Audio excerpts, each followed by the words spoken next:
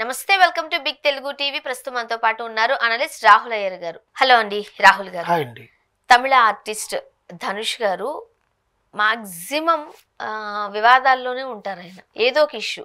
అవును. కొన్ని రోజులు పేరెంట్స్ ఇష్యూ నడిచింది, మరికొన్ని రోజులు నయనతార గారి క్లిప్ గురించి నడిచింది.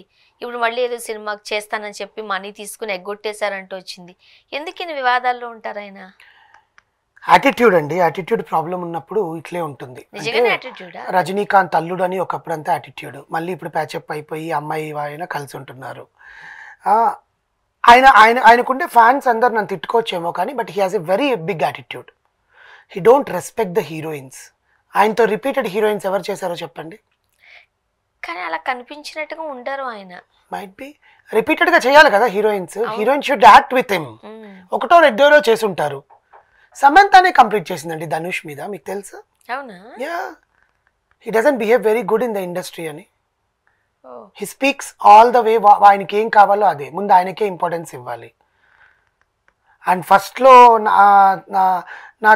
ధనుష్ మా కొడుకు అని ఒక తల్లిదండ్రులు వచ్చి కేసు వేయడము, తర్వాత అది ఏదో అయ్యడము, తర్వాత రజనీకాంత్ గారి అమ్మాయితో ఆయన డైవర్స్ కావడము, దానికి ముందు మన సుచి లీక్స్లో బయటపడిన ధనుష్ అండ్ అనిరుద్ధ్ కుంభకోణంలో అదొకటి, అండ్ సుచి హస్బెండ్కి ధనుష్కి లింక్స్ ఉన్నాయి అని చెప్పి ధనుష్ని ఎందుకు వాళ్ళ వైఫ్ వదిలేసింది, you know he is into bisexual character అని చెప్పడము.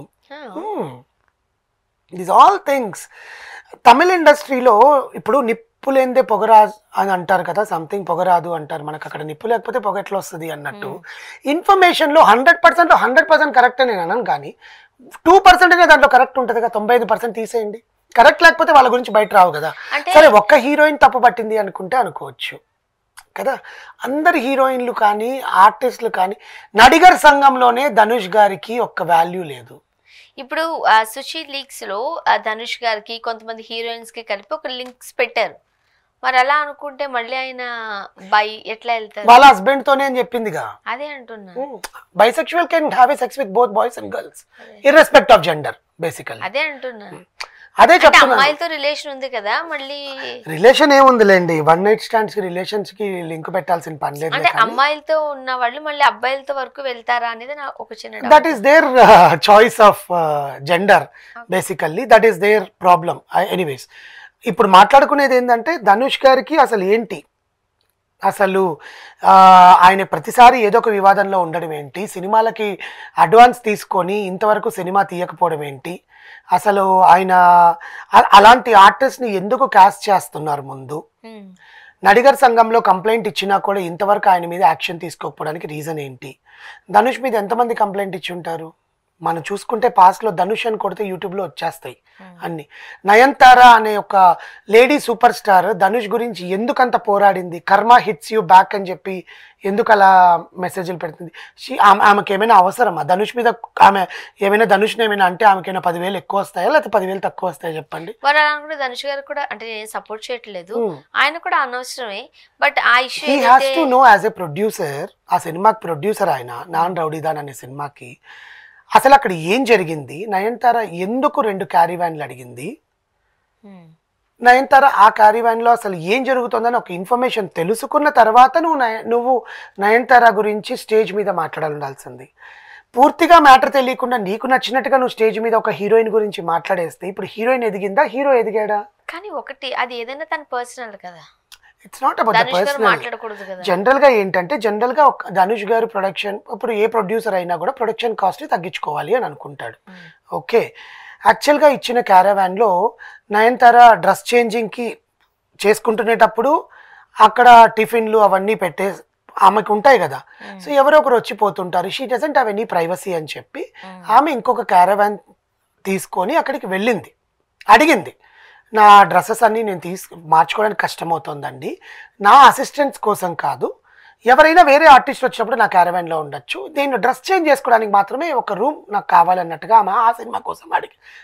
That is a common thing. Producer ఇస్తే ఇస్తాడు, లేకపోతే లేదు మేడం మాకు కొంచెం కాస్ట్లో తక్కువ అవుతుంది, మీరు దీంట్లోనే అడ్జస్ట్ అవ్వాలంటే హీరోయిన్ అడ్జస్ట్ అవుతుంది. కానీ యాక్చువల్గా క్యారవాన్ అంటే దాన్ని సెపరేట్గా 2 పార్ట్స్ కింద చేస్తూ ఉంటారు. అవును.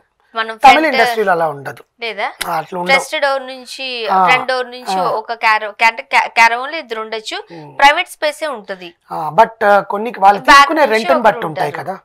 ఇప్పుడు మన తెలుగు హీరోలు అనుకోండి, వాళ్ళకి సపరేట్ గా వాళ్ళ ఓన్ క్యారీవాన్స్ కొనుక్కున్నారు. అల్లు అర్జున్ క్యారీవాన్ ఒక ఇల్లులాగే ఉంటుంది, కొనుక్కోలేదు చేపించుకున్నారు, అదే ఇల్లులాగే ఉంటుంది. మహేష్ బాబు క్యారీవాన్ అలాగే ఉంటుంది. కానీ మహేష్ బాబు క్యారీవాన్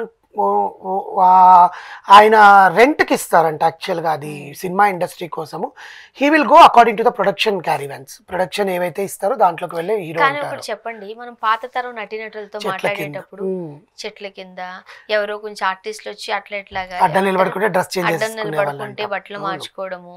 అప్పట్లో ఏసీలు లేవు, హ్యాండ్ ఫ్యాన్లు కూడా లేవు, విసునగారులతో విసుక్కునేవారంట.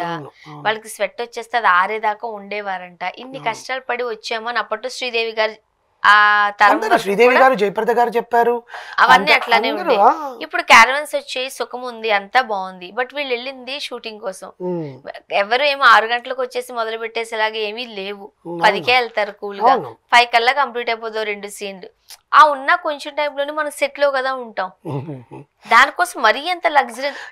నాన్ రౌడీదాన్ సినిమా అప్పుడు ఏంటంటే, ఇప్పుడు వాళ్ళకి కొన్ని కాల్ షీట్స్ అనేవి ఇన్ని డేస్ లో మూవీ కంప్లీట్. ఇప్పుడైతే మనకు లగ్జరీ కంఫర్ట్ అంతా వచ్చింది, కానీ ఒక 10 years బ్యాక్ ఇంత లగ్జరీ కంఫర్ట్ లేదు. ఇప్పుడు అదే మాట్లాడుకున్నాం. ఒక 10 years బ్యాక్ ఇప్పుడు నాన్ రౌడీదాన్ అమ్మాయి మీద వచ్చింది 10 years బ్యాక్. నాన్ రౌడీదాన్ రిలీజ్ అయిన 10 years దాటిపోయింది. ఆ లగ్జరీ ఏదైతే ఉందో నయనతార కోరుకునేది, అప్పుడు ఆమెకుండే స్టార్డమ్కి అది కోరుకున్నది నయనతార బేసికల్ గా. కానీ ప్రొడ్యూసర్ గా ధనుష్ ఒకవేళ నో అండి అని ఎవరి చేతనే చెప్పించున్నా కూడా ఆమె ఊరుకునేది. He directly said in the stage, హీరోయిన్లు 2 క్యారీవాన్లు అడుగుతారు, ఆమెకు ఎంత పొగరు. She always sign a film without promotions. నేను ప్రమోషన్స్కి రాను అంటుంది. నేను రానండి ప్రమోషన్స్, కానీ అమ్మ ఏ సినిమా ప్రమోషన్స్, ఆఖరికి మణిరత్నం గారి సినిమా తీసినా అమ్మాయి రాదు ప్రమోషన్స్కి.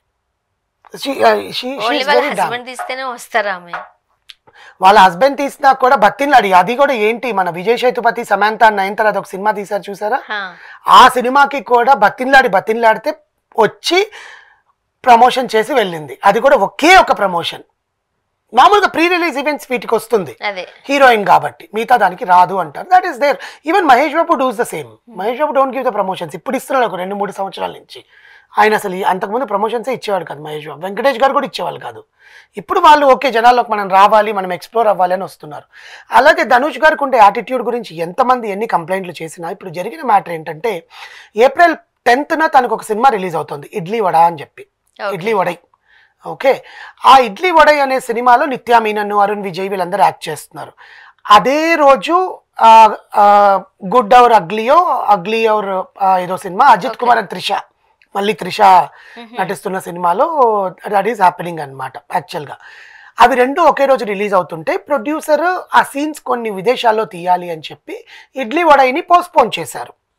దాని వెనకాల రీజన్ సినిమాలు విదేశాల్లో తీయడానికని కాదు. యాక్చువల్గా ఏంటంటే, ఇవన్నిటికన్నా ముందు June 6, 2024 షూటింగ్ తీస్తాను అని చెప్పి డీకే పిక్చర్స్ అనే అధినేతకి ఇతను డబ్బులు తీసుకొని ఇంతవరకు కాల్ షీట్సే ఇవ్వలేదు ధనుష్. సో మాకు కాల్ షీట్స్ ఇవ్వకుండా ఇడ్లీ వడై సినిమా ఎలా చేస్తారని చెప్పి ఆ ప్రొడ్యూసర్స్ వెళ్ళి ఇడ్లీ వడై ప్రొడ్యూసర్స్ని అడిగితే, మీకు డిసెంబర్ నెలాఖరు వరకు మీ డబ్బులు మీకు ఇచ్చేలాగా నేను చేస్తాను, అతను మీకు సినిమాకి ఎందుకో ఇష్టపడట్లేదు, అతనికి డేట్స్ లేవంట అని ఏదో చెప్పేస్తే వాళ్ళు ఊరుకున్నారు. డిసెంబర్ అయిపోయి ఇప్పుడు ఏప్రిల్ వస్తుంది, సినిమా రిలీజ్కి వచ్చింది. సో వాళ్ళు వెళ్ళి నడిగర్ సింగంలో కంప్లీట్ చేశారు. కేసు వేసారు ధనుష్ మీద, సినిమా రిలీజ్ చేయబోము, మాకు సెటిల్ చేసేంత వరకు అని. Dhanush is not responding. దీనివల్ల ఏమవుతుందా, ధనుష్ కెరియర్కి బ్యాన్ అవుతుందా, ఏమవుతుందా తెలుగు ఫిలిం ఇండస్ట్రీలో, మనం తమిళ ఫిలిం ఇండస్ట్రీలో చూడాలి. Thank you so much.